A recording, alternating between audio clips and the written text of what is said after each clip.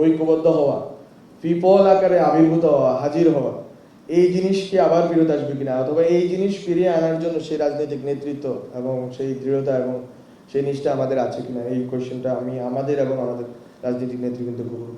এবং এই পুরা ঘটনা প্রক্রিয়া গত 1 বছরে যেভাবে জুলাইকে এক ধরনের ব্যানিশ করে দেওয়া, এই জিনিসটা ছিল এবং প্রচেষ্টাটা ছিল। যেমন আমি যখন এই বছর জুলাই শুরু হয়েছে, তখন আমরা ইনফরমালি মিডিয়াগুলোকে বলেছিলাম যে আপনারা অন্তত যেরকম থাকে শোক দিবস আসলে আপনারা ঠিকই একটা কালো পতাকা দিয়ে দিতেন আপনাদের টিভির কোনায়, কিন্তু 2-3টা টিভি ছাড়া অনেকগুলো টিভি, অধিকাংশ টিভি কিন্তু এই কাজটা করে।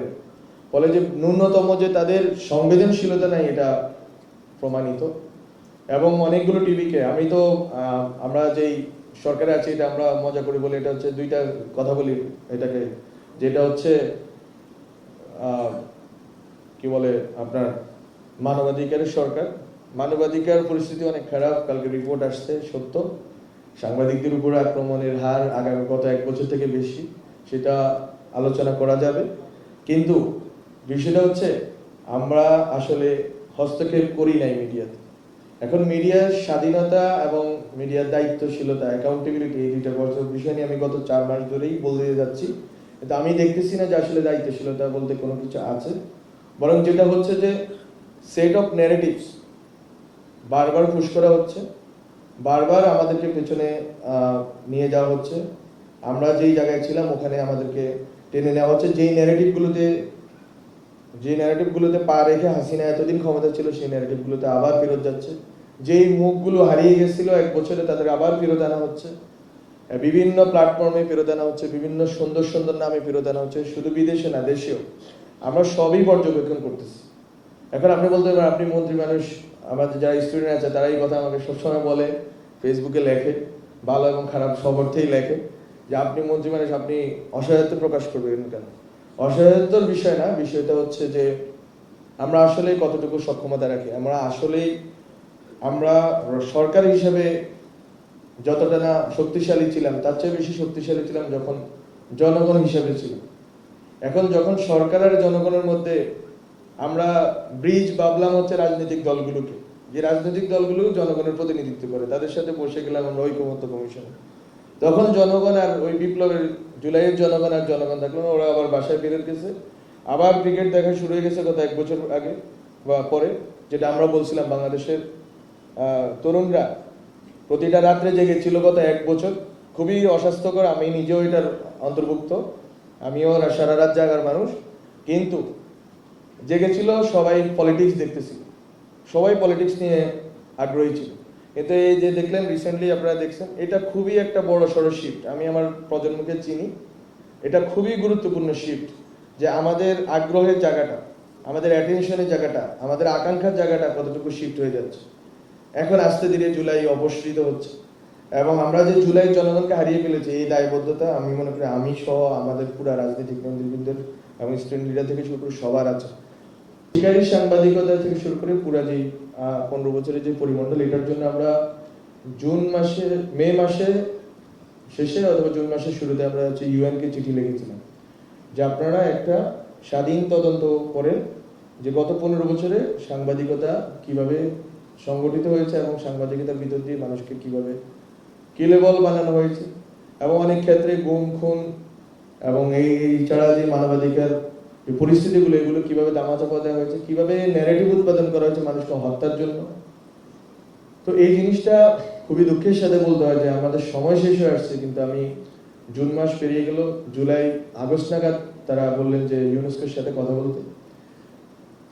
ইউনেস্কো এসে আমাদের বললো যে আমরা আসলে ওই কাজটা করতে চাই না গত 15 বছরের, আমরা বরং চাই যে কোড অফ কন্ডাক্ট তৈরি করে দিতে, মিডিয়ার সামনে কি করবে।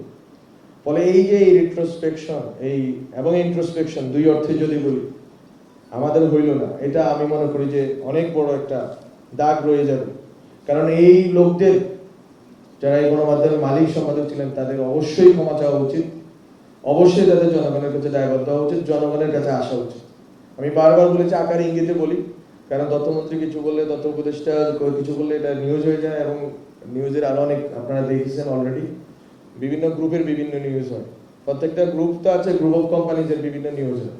কোনো একটা গ্রুপ অফ কোম্পানিজের যদি দেখে যে উনি একটু ওই গ্রুপ অফ কোম্পানিজের পত্রিকাতে অফিসে গেছেন, তাহলে আরেকটা গ্রুপ অফ কোম্পানিজের বিরোধিতা শুরু করে। তো এগুলো গল্প আছে, এগুলো লেখা হবে এবং বাংলাদেশের মানুষ সচেতন আছে।